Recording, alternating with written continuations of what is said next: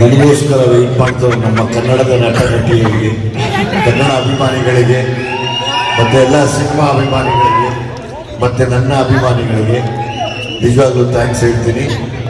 ಈ ಕಾರ್ಯಕ್ರಮ ಯಾವಾಗಲೂ ಈ ಥರ ಮಾಡೋಕ್ಕೆ ಹೋಗ್ಬೇಡಿ. ನೆಕ್ಸ್ಟ್ ಎಲ್ಲನೂ ನಾನು ಬಿಡಿ, ನಮ್ದೆಲ್ಲ ಬಂದಿದೆ ಹೋಗಿದೆ ಬರ್ತಾ ಇರುತ್ತೆ. ಯಾರೋ ಹೊಸಬರು ಬಂದಿರ್ತಾರೆ, ಅವ್ರಿಗೆಲ್ಲ ಈ ಥರ ಮಾಡಿದಾಗ ತುಂಬ ಮನಸ್ಸಿಗೆ ನೋವಾಗುತ್ತೆ ಅಲ್ವಾ? ತುಂಬ ಜನ ಹೊಸಬರು ಬಂದಿರ್ತಾರೆ. ನಾವೆಲ್ಲ ಫಸ್ಟ್ ಫಿಲ್ಮ್ಗೆ ತೊಗೊಂಡ್ವಿ ಬೆಸ್ಟ್ ಆ್ಯಕ್ಟರ್ ಅವಾರ್ಡು. ಸುಮಾರು ಜನ ಹೆಣ್ಮಕ್ಳು, ಹೊಸ ಗಂಡ್ಮಕ್ಳು ಇನ್ಸ್ಪೈರ್ ಆಗಿಬಿಟ್ಟು ಕಾಯೋರು ಸಡನ್ನಾಗಿ ಹಿಂಗೆ ಮಾಡಿದಾಗ ಅದು ತೊಗೊಂಡ್ರೂ ವೇಸ್ಟ್ ಅನ್ಸುತ್ತೆ. ಸೊ ಬೆಟರ್ ಇಡೀ ನಮ್ಮ ಕನ್ನಡನ ಇನ್ಚಾರ್ಜ್ ಆಗಿರೋ ಈ ತಂಡ ಈ ಪ್ರಾಬ್ಲಮ್ಗಳಾಗ್ತಾರೆ, ಈ ತಪ್ಪಾಗ್ತಾರೆ ನೋಡಿಕೊಂಡ್ರೆ ತುಂಬ ಚೆನ್ನಾಗಿರುತ್ತೆ. ಪ್ರತಿ ಸರಿನೂ ಹೀಗೆ ಕನ್ನಡನ ತುಂಬ ಎಂಡಿಗೆ ಮಾಡ್ತೀರ, ಅದೊಂದು ಬೇಜಾರಿರುತ್ತೆ ಒಂದು ಮನಸ್ಸಲ್ಲಿ. ಕನ್ನಡ ಅಷ್ಟೊಂದು ಕೆಳಮಟ್ಟಕ್ಕೆ ಇಳಿದಿಲ್ಲ, ಕನ್ನಡನ ತುಂಬ ದೊಡ್ಡ ಸ್ಥಾನದಲ್ಲಿದೆ.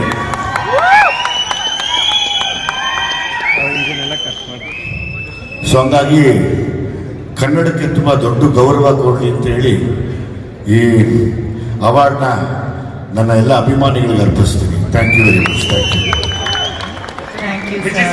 Thank you. Best actor critics ಖಂಡಿತವಾಗ್ಲೂ ಬಹಳ ಒಂದು ದೊಡ್ಡ ಅವಾರ್ಡ್. ನೀವು ಭೀಮಾ ಅನ್ನೋ ಒಂದು ಸಿನಿಮಾ ಮಾಡಿದ್ರು ಕೂಡ ನಿರ್ದೇಶನದ ವಿಷಯದಲ್ಲಿ ನೀವು ಒಂಥರ ಏಕಲವ್ಯ ಇದ್ದ ಹಾಗೆ ಸಾಕಷ್ಟು ಜನರಿಗೆ ಇನ್ಸ್ಪೈರ್ ಮಾಡಿದಿರಾ. 5 ವರ್ಷ ಇಂಡಸ್ಟ್ರಿನಲ್ಲಿ ಉಳಿಯೋದೇ ಬಹಳ ಕಷ್ಟದ ಕೆಲಸ. ಅಂತದ್ರಲ್ಲಿ ನೀವು 25 ವರ್ಷ ಮಿಕ್ಸ್ತಾ ಇದ್ದೀರಾ. ಇವಾಗ ಡೈರೆಕ್ಟರ್ ಆಗಿ ಒಂದು ಹೊಸ ಚಾಪ್ಟರ್ ನ ಶುರು ಮಾಡಿದಿರಾ. ನಿಮ್ಮ ಜೀವನ ಇವಾಗ ಮೆಲುಕು ಹಾಕಿದ್ರೆ ಏನ್ ಟೈಪ್ ಆಗುತ್ತೆ ಸರ್? ಏನ್ ಮನ್ಸಿಗೆ ಬರುತ್ತೆ? ನಾವು ಡೈರೆಕ್ಟ್ ಆಗೋಕ್ಕಿಂತ ಮುಂಚೆ ಆಕ್ಟಿಂಗ್ ಮಾಡ್ಬೇಕಾದ್ರೆ ಬರೀ ಆಕ್ಟಿಂಗ್ ಮಾಡಿದ್ವಿ, ಆಮೇಲೆ ಉಪ್ಪಿ ಸಾರ್ನ ಕಾಪಿ ಮಾಡಿಬಿಟ್ವಿ ಅಷ್ಟೇ. ಸೊ ಹಂಗಾಗಿ ಉಪ್ಪಿ ಸರ್ ನಮ್ಗೆ ಇನ್ಸ್ಪಿರೇಷನ್ ಡೈರೆಕ್ಷನ್ಗೆ.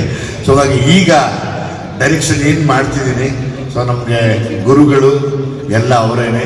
ಸೊ ಹಾಗಾಗಿ ಅವ್ರನ್ನ ತುಂಬ ಇಷ್ಟಪಡ್ತೀವಿ, ಅವ್ರನ್ನ ಫಾಲೋ ಮಾಡ್ತೀವಿ.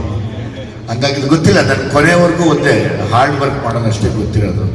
ಅದು ಮಾಡ್ತಿದ್ರೆ ದೇವರೆಲ್ಲ ಒಂದು ಕಡೆ 100% ಎಲ್ಲರನ್ನೂ ಗೆಲ್ಲಿಸ್ತಾನೆ. ಬಹಳ ಧನ್ಯವಾದಗಳು ಸರ್. ಆಕ್ಚುಲಿ ನಿಮ್ಮಂತ ಲೆಜೆಂಡ್ಸ್ ಈ ಒಂದು ವೇದಿಕೆ ಮೇಲೆ ಬಂದಿರೋದಕ್ಕೆ, ವೇದಿಕೆಯ ಸೊಬಗು ಮೇರೆಗೂ ಮುಂದೆ ನಡೆಯೋ ಕಾರ್ಯಕ್ರಮದಲ್ಲಿ ಈ ಥರ ಮಾಡಬೇಡಿ. ಈಗಾದ್ರೆ ನಾವ್ಯಾರು ಬರೋದಿಲ್ಲ. ಜೈ ಕರ್ನಾಟಕ ಮಾತೆ.